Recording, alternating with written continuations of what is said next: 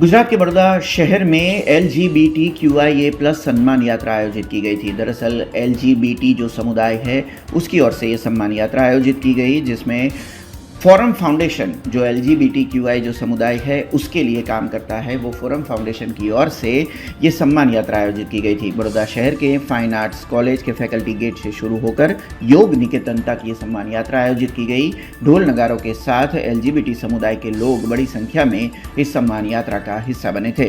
खासतौर पर समाज में LGBT समुदाय को भी एक दर्जा मिले और साथ ही में उनका सम्मान भी समाज में उनको मिले, उस हेतु जागृति फैलाने के लिए खासतौर पर फोरम फाउंडेशन की ओर से ये प्रयास किया गया था, जिसमें आज बड़ौदा शहर में LGBTQIA+ सम्मान यात्रा आयोजित की गई।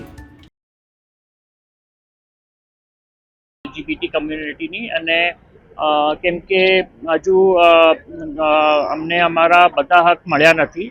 ખાલી આર્ટિકલ 377 જે એક કાયદો હતો જે આપણા સમલૈંગિક સંબંધને ગુનો ઠેરાવતો હતો, એ કાયદો જ ખાલી અત્યારે કાઢી નાખવામાં આવ્યો છે. પણ હજુ ઘણા બધા હક છે, જેમ કે લગ્નના હક છે, દત્તક લેવાના હક છે, પછી વારસાના જે હક છે, એ હજુ ઘણા બધા હક અમને મળ્યા નથી.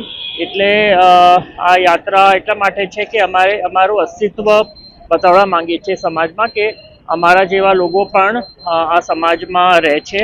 અને ભારતનું જે બંધારણ છે, ઇન્ડિયન કોન્સ્ટિટ્યુશન છે, એમાં દરેક ભારતના નાગરિકને ઇક્વલ રાઇટ્સ આપ્યા છે, બધાને હક સમાનતર હક આપ્યા છે.